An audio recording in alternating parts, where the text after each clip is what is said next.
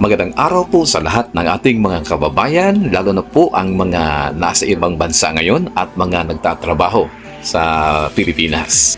Sa panahon po natin ngayon na grabe ang pag-angat po, pagtaas ng inflation sa ekonomiya natin sa Pilipinas.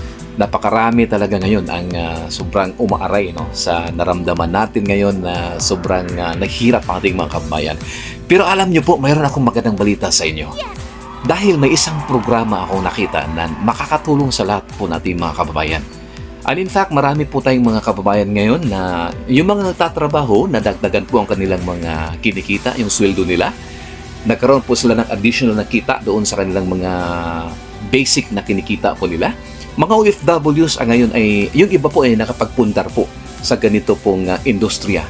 Ito ang nakita ko na swak talaga sa lahat ng mga Pilipino ngayon. Napakasimple po ito.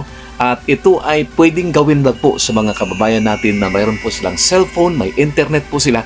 Pwede po nila gawin ang programang ito dahil ito po siya ay napakadaling gawin. Dahil mayroon pong sistema siya sa tinatawag natin sa makabagong teknolohiya. Kaya pakinggan nyo to at makakatulong talaga sa ating lahat.